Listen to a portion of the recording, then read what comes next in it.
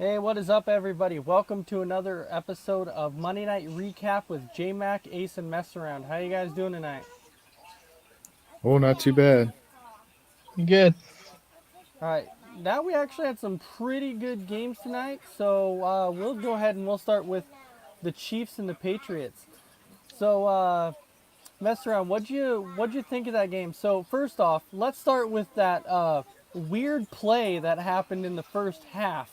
That it looked like Mahomes had thrown an interception, that it would have given the Patriots the ball around the 35-yard line, and the referees blew the play dead and said that Mahomes was in the grasp. When everyone's like, wait, what? What just happened? And you could clearly see that Belichick was livid, like he was mad. He ripped his masks off and was like, "What the heck is going on right now?" Yeah, he was so mad that he forgot to throw his challenge flag and totally missed it. Kansas City got the snap off and punted the ball away.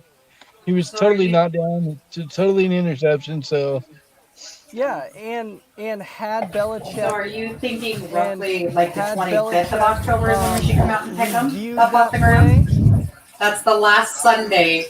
then I guarantee the Patriots would have gotten the ball had Belichick thrown a challenge flag Yeah. on that one. definitely, Huh? yeah, he totally they would have got the ball back. He would have not lost his cool and thrown the challenge flag. Oh, definitely. So, and I think the biggest thing that people were talking about in this game was that the refs just blew it dead like instantly. So, J Mac, on a play like that, do you think that the refs have to let them play it out until after the play is over? I don't know. It's tough because if you're gonna call it dead for a guy like Brady or Roethlisberger or Rogers, kind of have to do it for everybody. I don't know. Yeah, It's hard. It's hard to say. but it was one of those clear plays that you could clearly see that Mahomes wasn't down and he was trying to make a play and he kind of just threw it. You Yeah, know. but in the grasp is one of those judgment calls. Mm-hmm. It's really hard for us to make an assumption off of a judgment call. I don't know. Um, it's a tough call for sure. Uh, but Belichick probably should have thrown the challenge flag. But we've seen other coaches get upset and just not do it. So Yeah, and I completely agree with you on that. So when you look at the score tonight, it's 26 to 10. The Patriots were actually able to actually do a pretty good job with the Chiefs offense up until I would say the fourth quarter was when the Chiefs were able to score some more touchdowns, but one of them was also because of a Statham pick. Now, when you look at who started this game, it was Brian Hoyer. Brian Hoyer was inconsistent, which actually kind of surprised me because I thought with Brian Hoyer being a quarterback for Bill Belichick, I thought that Bill Belichick would have him a little bit more prepared than what he was. yeah, but I don't know. Hoyer's been around the league. There's a reason why he hasn't stuck with the team and started. So So it's always a tough call. so mess around. I'm gonna go to you on this one, and I'm gonna ask you if Cam Newton plays this game, how much of Yeah. a Let's difference do is this game? we should do like uh maybe even the seventh. Oh well, I guess not the 17th and the 18th, I guess. Well, we Not could here. see who wants to do the Okay. 17th and 18th and then the If 24th and 25th. if Cam Newton And plays this then we could game do this and coming starts for this coming quarterback. Sunday if anybody's available to just kind of start. All right. If Cam Newton plays quarterback for the Patriots in this game, how much of a difference is it? Right. With the way the Chiefs defense played tonight, you got to remember they're also missing a big piece of their defense Yep. with Chris Jones not playing, and that's why New England I think was able to run the ball as well as they did tonight. So, but with Cam Newton playing, I think they might have had a chance to win the game because of his running ability. Yeah, and that's how I was looking at that too, is because with the way that the Chiefs struggled to Yeah, stop the I run agree. tonight, with Cam Newton, Well, so we could do early on definitely Saturday, and then we could have two runs with on Sunday, one Cam in the morning Newton, and one at 1 he o'clock. brings that dimension, the run and pass, and so with the run and pass, it would be hard to be able to slow down that run. I truly believe that that's why it would have been a different game had Cam Newton actually played. Yeah. Yeah, and this game should have been tied at halftime too. Brian Hoyer took a terrible sack, All right, yeah, time on the clock, which and ended the half.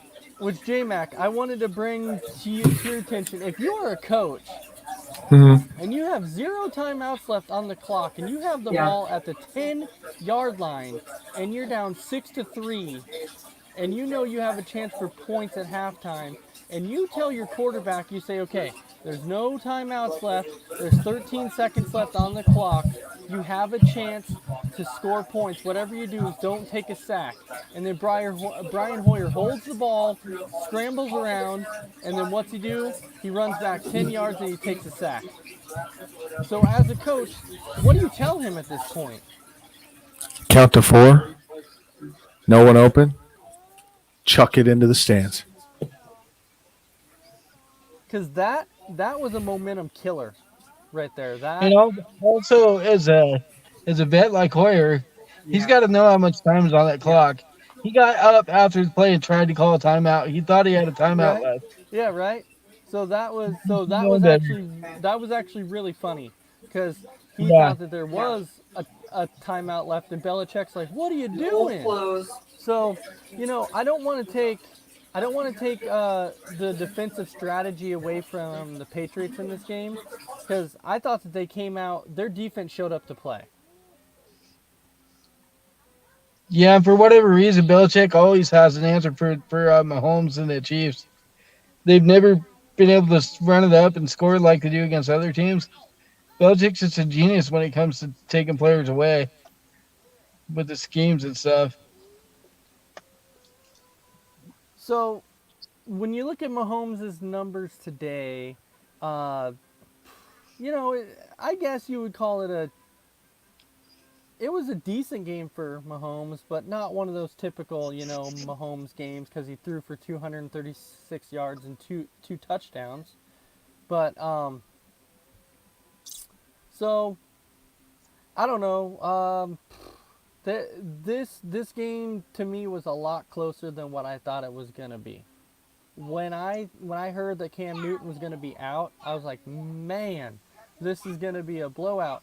And then when you take a guy like Brian Hoyer, who's been around in the league for so long, and then he struggles so much that you bring in Jarrett Stidham in the third quarter, I don't know. Was that the right move, or do you think you continue to go with Brian Hoyer? I would have stayed with Brian Hoyer. I mean, the game got worse when Stidham came in. He threw 2 terrible picks. One of them wasn't his fault. Edelman, he got tipped off his hands, landed right into Mathis, and he ran it back. So I would have stayed with Hoyer. J-Mac, what do you say? I'd have flipped a coin. Whoever won went out there.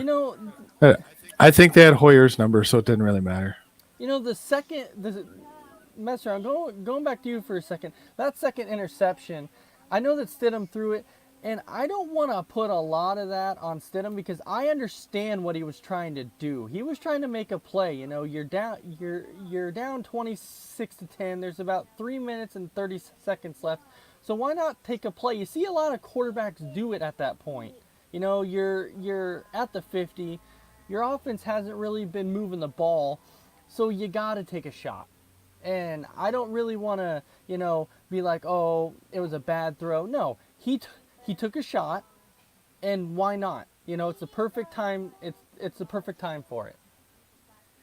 Well, yeah, it was a good call to throw it deep, I guess, but it wasn't a pretty throw. He should have put more on it because he hung it up, and that's why it was picked. So the throw was terrible, but the call to throw it wasn't bad.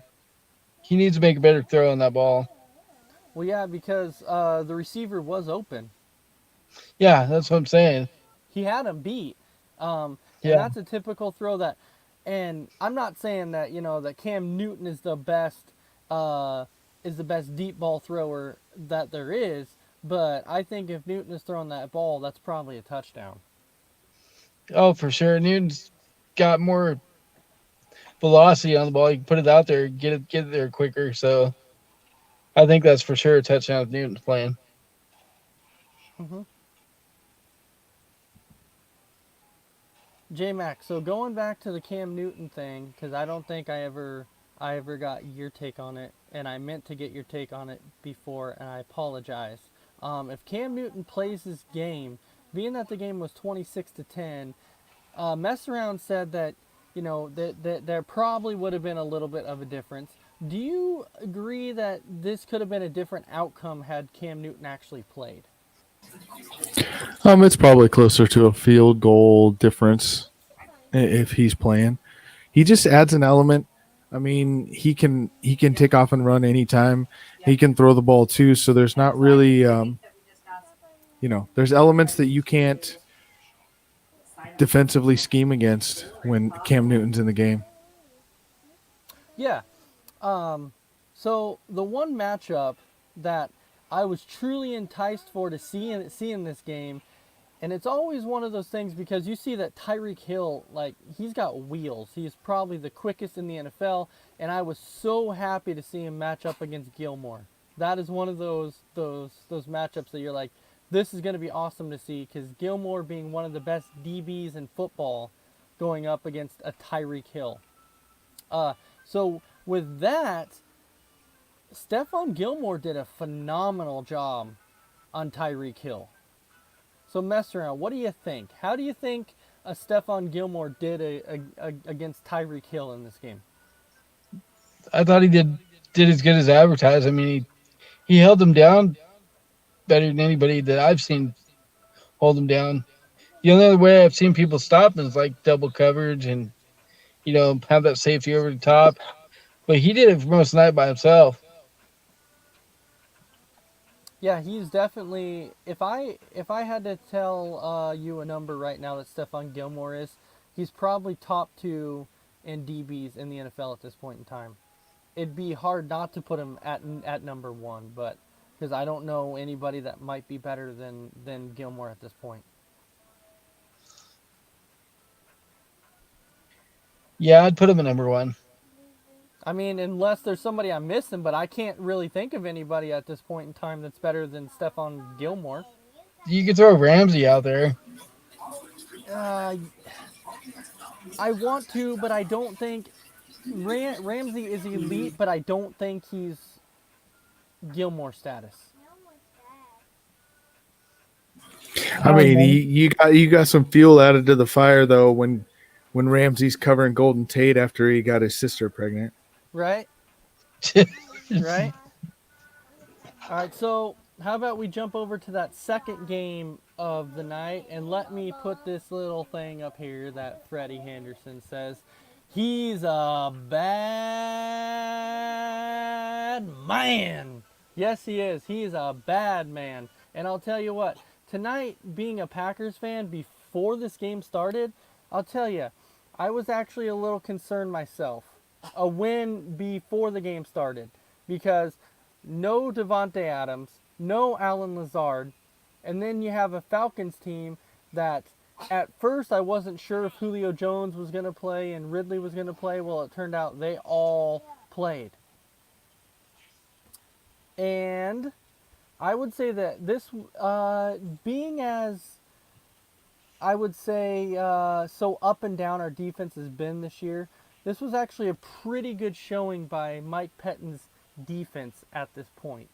However, the one thing I do want to bring up in this game, as well as Rodgers played, thrown for 4 touchdown passes in this game, 3 to Tonyan, I do want to say, at what point do you look at Matt LaFleur and go, okay, this guy was the right choice and this guy is actually getting brilliant with his play calls? At what point do you start giving Matt LaFleur credit? About 4 games ago. I mean, the guy went 13-3 last year. That's not all the players on the field. That's a coaching scheme too. And that's not more evident than with any other team than the Dallas Cowboys, because they have all the talent in the world and they're Right. 1-3. So at some point, it's not just about talent. Not taking anything away from any of the players that are on the field and how talented they are, but there has to be a coaching scheme in there too. And you know what? I completely agree with you. I thought tonight that LaFleur came out with a brilliant plan. He really did. Because when you look at the way he calls games, is he knows that we don't have that true receiver that runs a deep pattern in every game. Because Devontae Adams has been hurt, but he doesn't have what you call blazing speed. Alan Lazard isn't really quick, and those two were out in this game. And then you have a Marquez Valdez-Scantling, that's your quickest receiver, and he's supposed to be able to burn the defense and get deep. But as we saw, he hasn't really been doing a lot of that. So at this point, LaFleur has to be like, okay, now we got to figure out a game plan to get number 33 involved in Aaron Jones. Not only getting Aaron Jones involved, but getting a Jamal Williams involved. And he was able to do that. He's like, okay, we're down 2 receivers, but that's okay. We'll get Aaron Jones out there. We'll get Jamal Williams out there. We'll get Swervin Irvin out there. And I believe that the game plan that he had going was brilliant. Well, you have to get Irvin into the game, and not taking anything away from the other 2 running backs, but Irvin is one of those gadget players that you never know if he's going to be a receiver, running back. He's a great return man. He's just quick. He's got the quickness that you need. So, you could throw him a screen on the outside and he's going for 15, 20 yards. Yeah, Irvin's one of those guys that's a game changer. And he's kind of like take the quarterback part out of it, but he's like a Taysom Hill for New Orleans. Yeah, and so when you look at that game tonight, so 30-16 was the final score. That one drive that we were stopped at the 1 yard line in this game. The one thing that Darius Shepard had to basically learn is that he had a touchdown on that drive, but he's so young yet that he's not quite in sync with Rodgers, and he has to learn when it's a 3rd and goal and you do a little hitch and you're at the goal line, you got to make sure that you're actually across the goal line.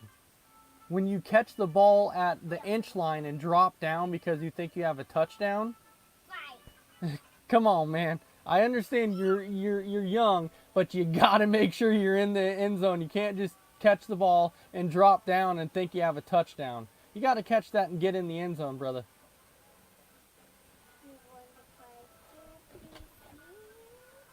So going away from that for a second, now we can look at the Falcons side.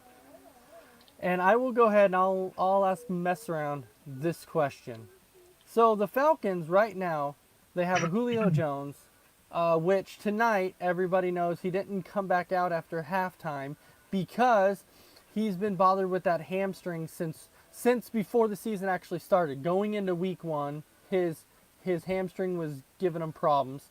He managed to play through it in the first couple games. He missed last week. He was supposed to be questionable this week. They decided to give him a go, and they said they were going to mainly use him on 3rd down and stuff.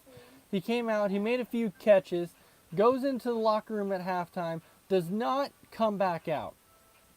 So, but you still have a Julio Jones when he's out there. You have a Calvin Ridley that for 3 consecutive games to start the season had over 100 yards. And then you have a Russell Gage who is starting to get a name for himself. He's had a couple 100-yard games. And then you have Gurley as the running back, and then Hayden Hurst as a tight end. So, Mess Around, what do you think is going wrong? Why are the Falcons not succeeding right now as a team? Well, the problem is they're broken. They blew those two a 17-point lead. They're 16 and 15 to Chicago and Dallas. And after you do that, it's got to destroy the morale of the team. I mean, how could it not? So I think that's the problem. They're just broken mentally and physically. And Yeah. I was just gonna say, like, how does Dan Quinn still have a freaking job? I don't know. I don't understand. And Like, Bill O'Brien got fired today. Dan Quinn should be and next. you know, that's my next question when it comes to if the Falcons keep playing like this, at what point does Dan Quinn actually get fired? I wouldn't be surprised if it's not tomorrow. Tomorrow. Well, okay.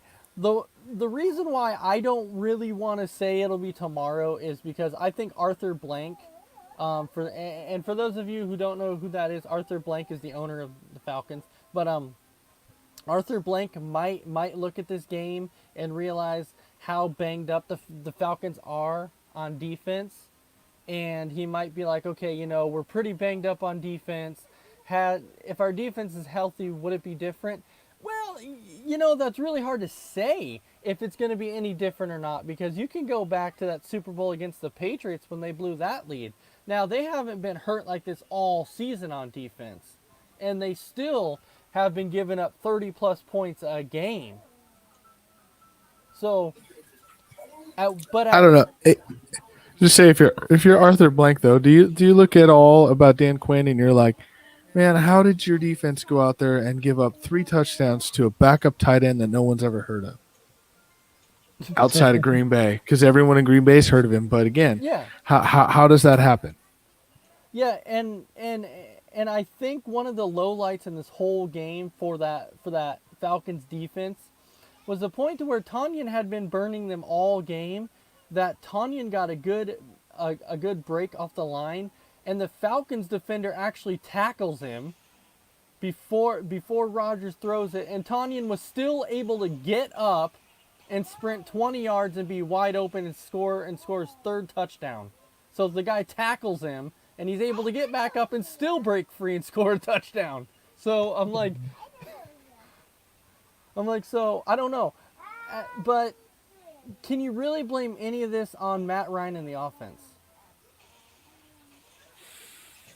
No, I think Matt Ryan is. I mean, they showed it on the game. I don't know if anyone saw that, but I know I'm kind of the unordinary stat guy here, but they showed in the game where he is one of 3 quarterbacks in history to have over 100 career wins, an MVP, and no Super Bowl win.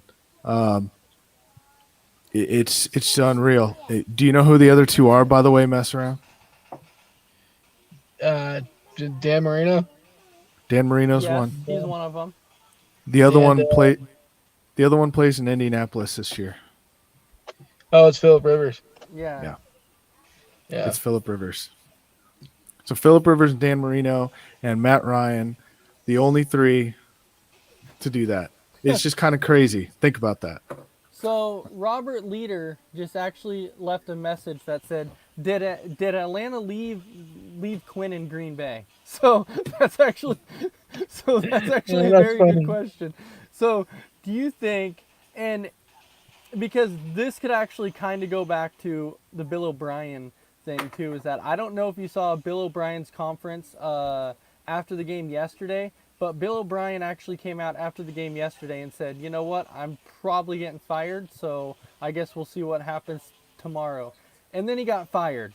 So if you're Dan Quinn, knowing that Bill O'Brien just got fired, in your head are you thinking, all right, well, Bill O'Brien just got canned, and he's never led his team to a Super Bowl. I've led him to him one time, and I blew this gigantic lead that we should have won the Super Bowl, and now we're one of those teams that have lost pretty much, besides tonight, because they never had a lead. But before that, they lost like 3 consecutive games having double-digit leads. So at one point, does Dan Quinn think, you know what? This game might be my last in Atlanta. I mean, sure, he's going to think that, but let's look at the differences between Bill O'Brien and Dan Quinn for just a second. So, Bill O'Brien trades D-Hop, the best wide receiver in football, for a bag of chips. I get that.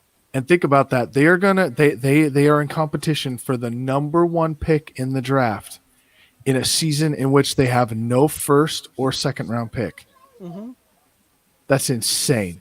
So first off, there's Bill O'Brien. He did that. He also signed Brock Osweiler. So there's number 2. Dan Quinn has either done one of those things. He's at least brought in Todd Gurley, had Matt Ryan, brought in some defensive people. So I mean, Dan Quinn, yeah, he's probably done because his team's not behind him. They're not playing for him, but he has not done anything. Bill O'Brien, it might be top 5 like worst decisions of all time, trading DeAnthony Hopkins for a bag of chips. So my Yeah. question is, Bill O'Brien's GM, right? Did he fire himself or did the owner fire him? I know, right? So, yeah, and so I don't know if you saw that question today when everybody was talking about it, and they're like, so when Bill O'Brien got fired, did he just get fired as a head coach or did he get fired as the GM? And I'm like, trust me, he got fired as both because the owner was looking at this and being like, holy crap, what is this guy doing? So, I don't know. I'm surprised at some point that Bill O'Brien didn't go, huh, you know what? We got a bag of chips for DeAndre Hopkins. What can we get for Deshaun Watson? Well, you know, bringing up Deshaun Watson, he's probably happy Yeah. because he's I'm like, sure wow, probably I actually get to play for a coach now. All right. Yeah. Maybe someone that'll get me some weapons and not that's crazy. Well, he also traded Jadeveon Clowney to Seattle too, right? I know. So- Yeah. So, but going back to that, going back to Dan Quinn for going back on topic here. I understand that Dan Quinn is completely different than Bill O'Brien because he has not even made the boneheaded trades and everything that Bill O'Brien has done. But at some point, Arthur Blank is going to look at this and be like, I don't know, something's going on that his team cannot hold leads in the fourth quarter. So something has got to give. So Robert Leader basically saying that He's gonna go Dan work at Quinn's going to be Quiznos. working at Quiznos. Right. He's going to work at Quiznos. The only thing I disagree with on that Robert Leader is it's probably going to be Bill O'Brien, but he'll Right. probably eat all the profits, so they'll probably fire him. So Dan Quinn, I don't think he gets fired this week, but if they start the season 0-6, I'm going to say they'll get fired he'll get fired at that point. Yeah, I think 0-6 is the number. And then I backing agree. up to where you're talking about Matt Ryan for a second here. A lot of people have given Matt Ryan a lot of flack in his career. But to me, like, Matt Ryan has slowly gotten better over his career. When he first came, I didn't really think he was going to pan out too much, but he's gotten better. But at this point in Matt Ryan's career, and this is a little premature, but I want to see what you guys think. At this point in Matt Ryan's career, is Matt Ryan a Hall of Famer? That's tough. I guess.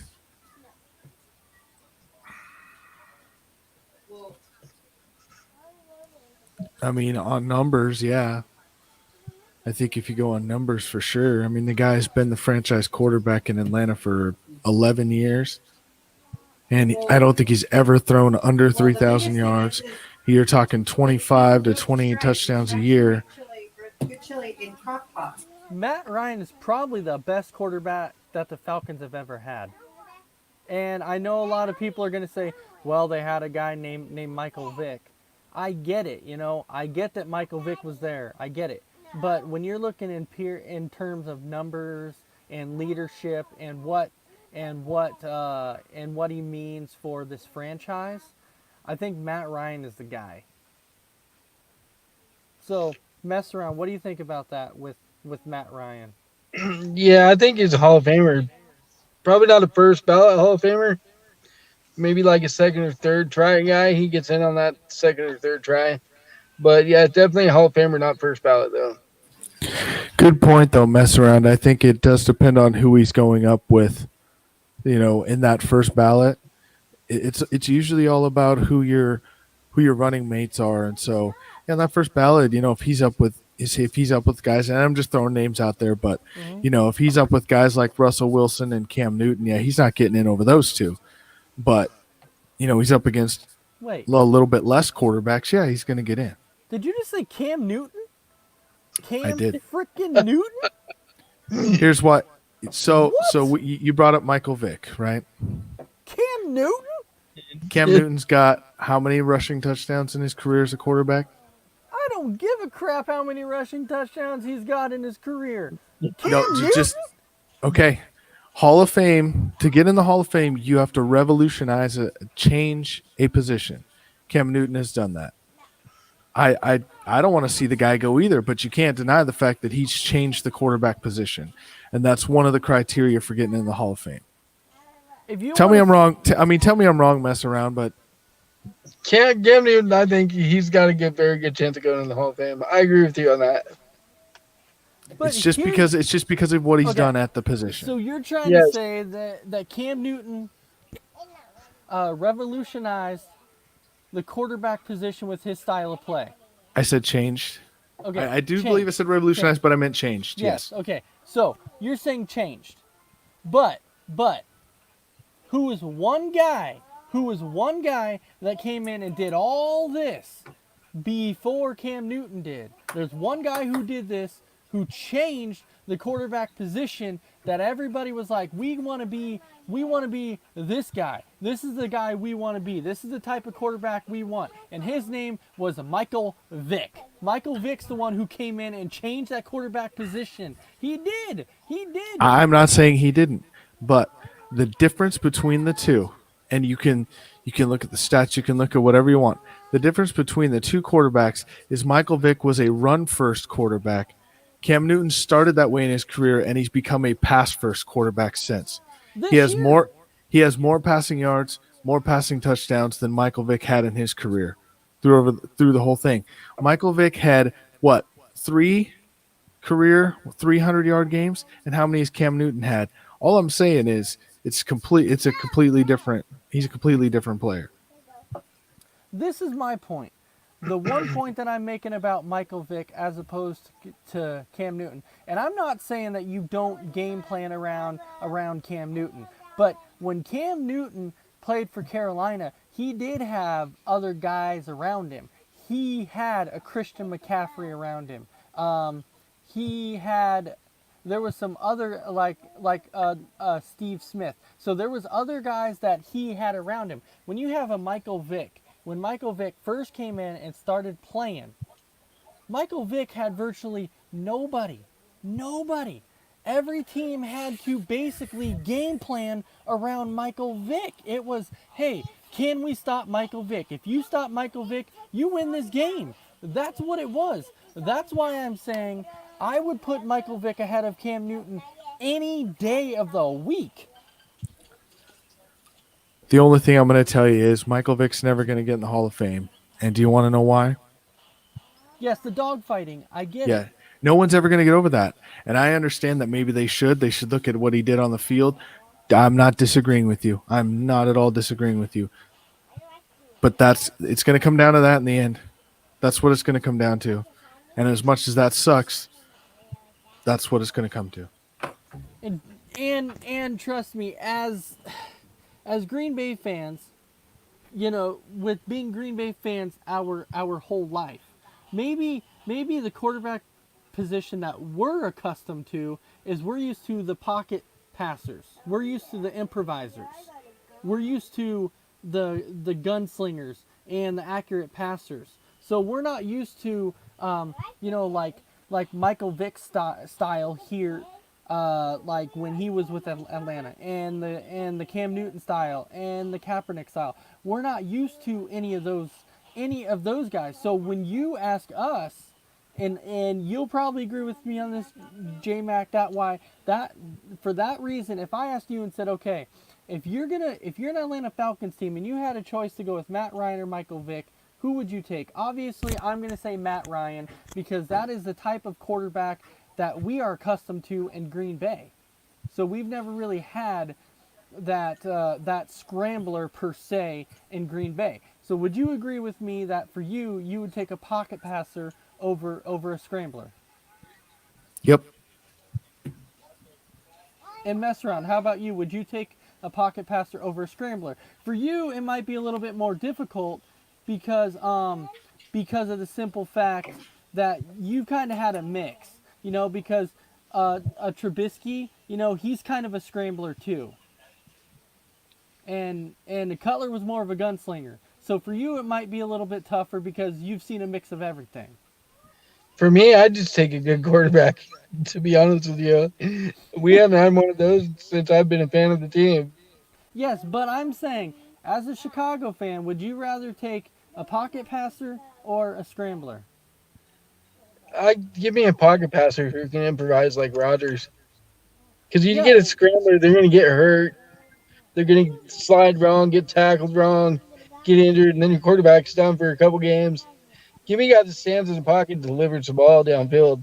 Yeah, and I think that's why when you look at Hall of Famers right now, you don't see a lot of scramblers in the Hall of Fame based on that reason because their careers just don't typically last as long because they scramble so much. They take shot after shot after shot after shot. And their career ends a heck of a lot faster. So maybe I don't know, maybe Matt Ryan, going back to Matt Ryan here, maybe Matt Ryan probably will finish his career without a ring. I don't know if he's going to finish his career in Atlanta. That's hard to say, but I think that it's going to be on, like we're talking about with Dan Quinn, with Arthur Blank. It's going to be the way that the direction he wants to go with the team. And if he thinks that Matt Ryan is part of that future, then he needs to build around Matt Ryan. Now, if he thinks he wants to start over, go through a rebuilding, Matt Ryan's he's not old, but in NFL years, he's too old to go through a rebuilding at this point. So you would need to get whatever you can for the value. There's teams out there, Chicago for one, that would probably give up a lot to get a guy like Matt Ryan to stand back there and throw the ball. Mm-hmm. Definitely. I don't know. It's Matt Ryan. I thought actually played. I think he played a decent game today. There was a few throws that he threw that probably could have been picked off. There was a few of them that were missed. But other than that, I'm not gonna put this whole game on the offense. Even though this offense didn't play as well as they normally do. The offense did struggle a little bit today, and I don't want to say that was because of Julio Jones' absence in any way.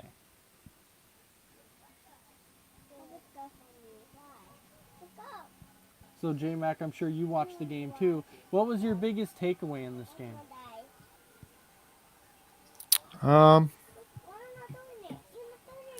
That when push comes to shove, the Green Bay defense can step up when they need to. And I'm not taking anything away from the offense, but it's been 4 games in a row for the offense. I mean, and that's just plain and simple. I'm not saying the offense didn't play good. They did. They put up points. That's what you need to do to win games. But also, you don't want a defense that's always giving up 35 points and you have to score 40. So that's my biggest takeaway is that the defense can be good.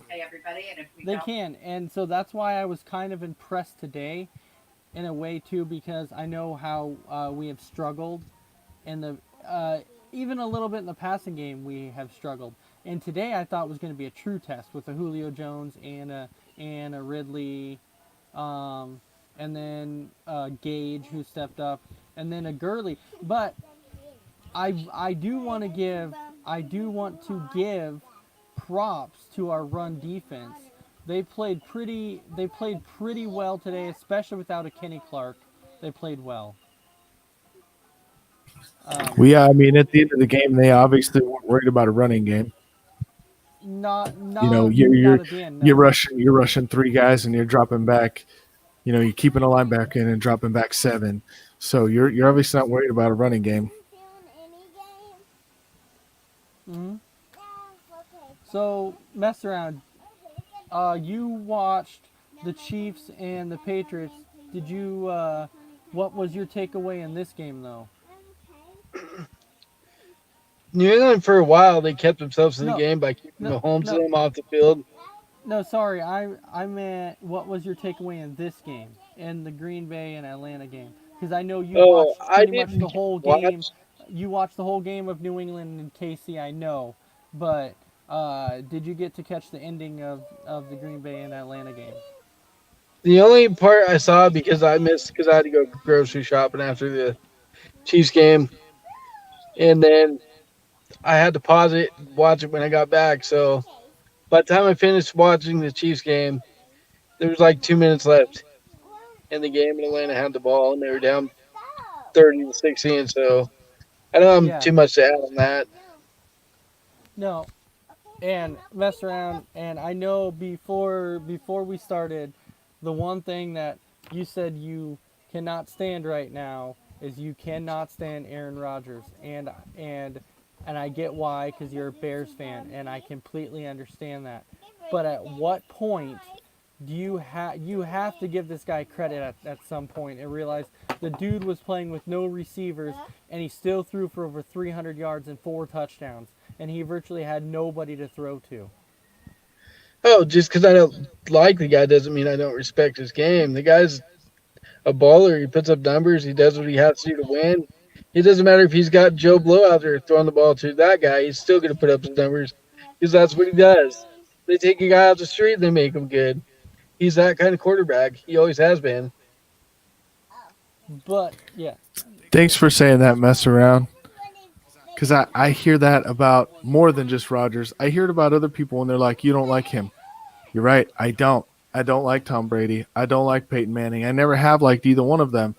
But I'm not dumb enough to disrespect them either, because I have mad respect for both of them, along with Rodgers and a few other quarterbacks we can put out there. It's a respect factor. You don't have to like everybody, but you can respect their game. And I do respect their game. 100%. now I want to get an outside perspective on this one. As we saw, not only tonight, but on the season, it seems like Rodgers has basically rejuvenated his career. This year, like his career, especially this year, he's like a man on a mission. So, do you honestly think, and I want to know as an outside perspective, and I'll give you my take as a Packer fan, but as an outside perspective, do you think that he's playing this good this year because he's like, you know what?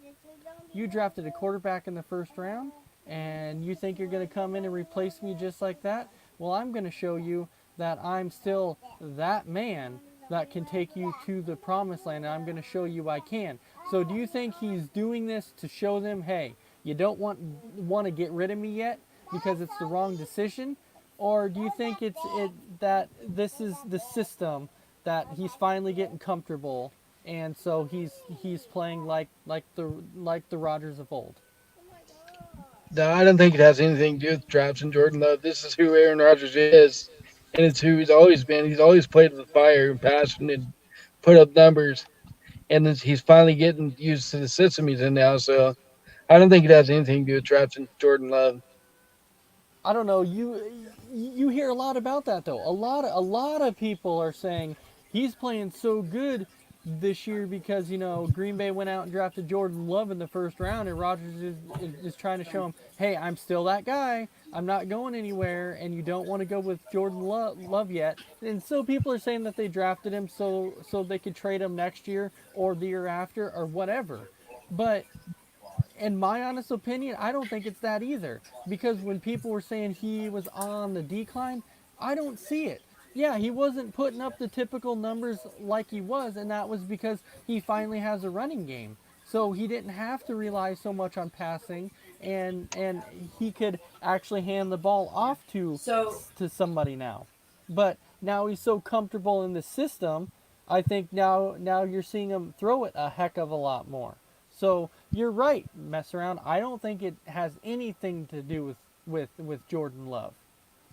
And J Mac, what is your perspective on that no. whole So thing?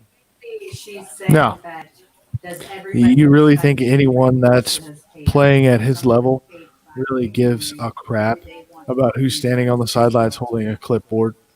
He doesn't care. He Well, could care less. It's the same. It's the same thing all the years that we heard about it with the Patriots and Tom Brady. so Oh, they drafted Garoppolo. He's going to start. He's going to start. Where Tom Brady's out there like, that's cool. Come pull the ball out of my cold dead hands. Because guess what? I don't really care that you're standing there on the sidelines with a clipboard. and if it's more than 2,000, yeah, but a lot of people are talking about this because of the speculation that it was basically Rodgers was almost the same age that Brett Favre was when they drafted Aaron Rodgers, and Brett Favre's eventual replacement. So now people are looking at this going, you know what? It was the same age. Do you blame Green Bay for thinking of the future? No, I don't. Who would? No. You can't. He's not going to play forever, and it's just like you're seeing it in New England this year. They had to go out and get Cam Newton because they didn't have a backup plan, and they didn't plan for Brady leaving. You have to at some point, and that's not saying you don't want Rodgers as your quarterback. You're just trying to have a safety net because look at what happens when Rodgers gotten hurt and who started those games. Crap. Junk and Right. junk. It was a trash can on fire every time. And that is what I'm trying to say is you can't blame them for thinking of the future. So no, he doesn't care. No, and I agree with you on that. My point is though, but right now they're showing that they obviously didn't need a receiver in the first round. But my point was that because even if Jordan Love doesn't play for, let's say he doesn't play for 3 or 4 more years, I truly feel like they could have done something different in the first round. I get what they're trying to do to build for the future. I just feel like they might have been able to do something different. Yeah, but how many receivers actually pan out that come out in the first round? Like, okay, we can list a few. I mean, there's no point in sitting here right now and squabbling over first round wide receivers that have worked out. But there's a whole bunch more that haven't worked out. And one I can think of right now that Dave's going to talk about is a guy named Kevin White for the Bears. Right. Never even caught a pass in Chicago. So all I'm saying is there's just as many that don't pan out that do. And then you got quarterbacks He that caught are a the few same. passes. Okay. Sorry. 5. My bad. Anyway, He never scored a touchdown. Right. I will say though, like quarterbacks are the same way. Yes, I completely agree. But what if Green Bay's trying to be cutting edge here? What if they're like, again, like the 49ers did when they had Joe Montana, they went out and got Steve Young. You're giving a rite of passage. You're like, hey, we are drafting you for the future. You're not going to play right away, but you're going to learn behind the best in the game. And is there anything wrong with that? No, No, absolutely not at all. not. Because when they drafted Rodgers, he learned behind one of the best in the game in Brett Favre. And so I'm not saying that Rodgers' career wouldn't have been the same without playing behind Favre, but it could have been truly different. And so It could have been different. And And here's what I get sick of. Here's what I'm tired of all of this with sports fans. And I'll call you all out right now. I don't care. I don't care what you think. I really don't. Stop complaining about your teams.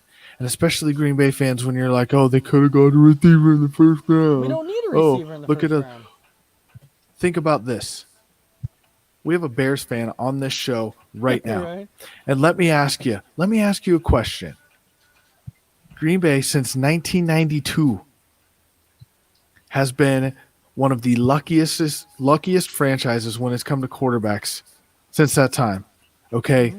Out of all of those games, Aaron Rodgers and Brett Favre have started all but 12 games since 1992. Now think about that for a minute. And in that time, how many starting quarterbacks have you had in Chicago? So when they sit there and say we could, right, like we could have got a receiver, who gives a rip what we got? Because we're building for the future. No, and I agree with you on that, because when you look at the statistics, when Davante Adams does not play, Aaron Rodgers is actually, over the last couple of years, when Davante Adams doesn't play, he's undefeated. He hasn't lost a game. And so it's kind of showing you, you know what? We're doing something right on the offensive side that shows you we don't need a receiver right now. But there is a guy, and you guys will know him. His name is Rex Ryan. Rex Ryan came out and said, in the end, it's gonna burn them. It's gonna burn them that they didn't take a receiver. But I don't agree with that. With the way they played tonight, without their top two receivers, with the way they played tonight, it's showing them that, you know what, it doesn't matter who's out there. We're gonna find a way to win. So Rex Ryan, and he coaches what team again? Right, exactly.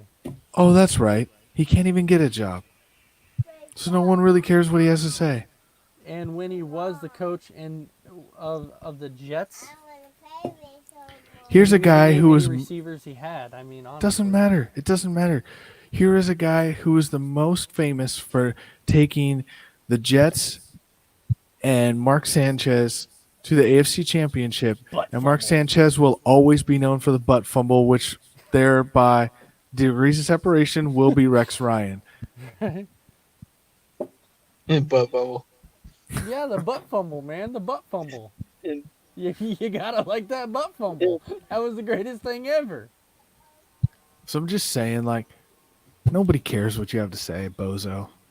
All right. So, after tonight's game, you have two quarterbacks in the NFC right now that have been playing pretty lights out on that side. You have a Russell Wilson and you have an Aaron Rodgers. Are those two your top two picks right now in the MVP race? Yeah, probably. But I don't think you can count out. I just don't think that you can count out Patrick Mahomes ever. And I don't also think you can count out Josh Allen the way he's been playing this year. No, I don't want to take anything away from Josh Allen, because Josh Allen has been playing really good. But I think at some point, the only reason that I'm leery on Josh Allen right now is that because I think at some point he's going to come back down to earth. This is the first time I've seen Josh Allen play like this. And so I'm not sure how much he can sustain this and keep it going. Okay. Just as some comparisons here. So, it's year 3 for Josh Allen, right? I'm right on that, right? Is it year 3? Yes, it's year 3. Year 3. Yeah.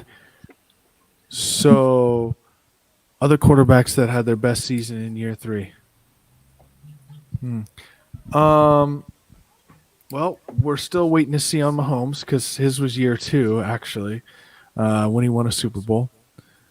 That he didn't win it in year 2. He didn't win a Super Bowl in. Well, he didn't play. Okay, wait.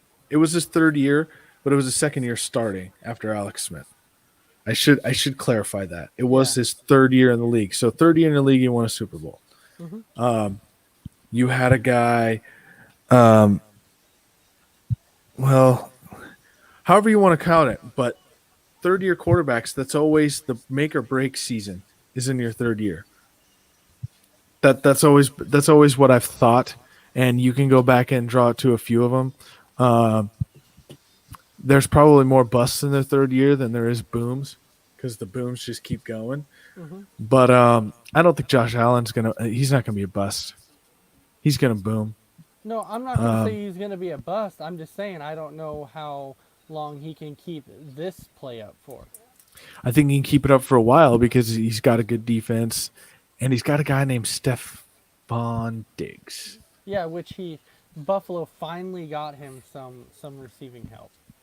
And a lot of people don't think that that's a big deal when you get someone receiving help, but Josh Allen's a prime example. Yeah, I think he can sustain it. I think he's going to stay good because of Stephon Diggs and all the other weapons he has now, and that great defense. I mean, he doesn't have to run put up numbers. They can run the ball a lot and still win games with that defense they have. Mm-hmm. All right. Well, that was pretty much all I have for the recaps of the games tonight. Is there anything else that you guys wanted to point out in either game before we call it a night?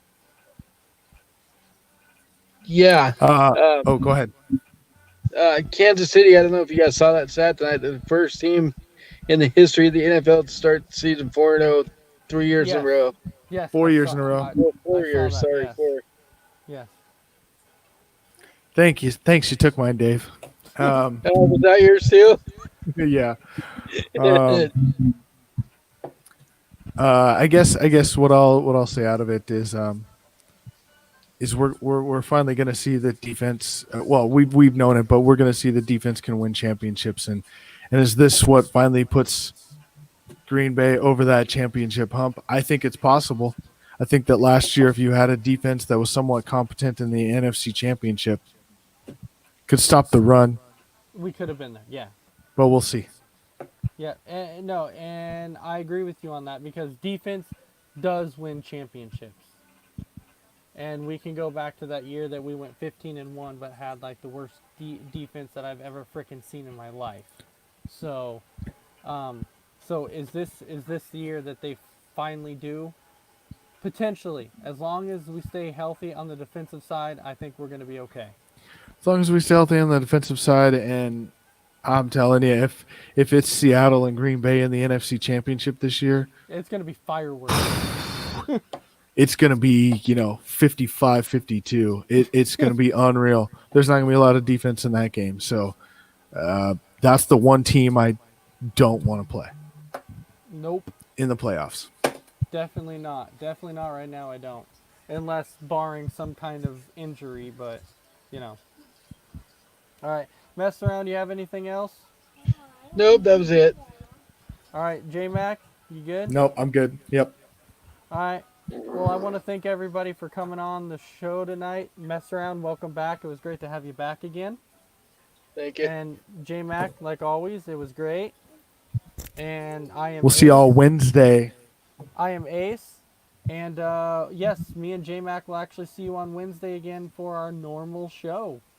So thanks for everybody for watching. Tune in tomorrow night, as tomorrow night it should be Freddie and Chris on Real Talk, and Yep. it's going to get hot. It's going to be a massive debate. You guys are going to enjoy that show, and then Wednesday, enjoy the analytics as me and J-Mac break down probably the MLB playoffs and some other stuff going on from other sports around the world. All right. So everybody have a great night and enjoy, and we will see you again. Later. See ya. Oh, bum, bum, bum, bum.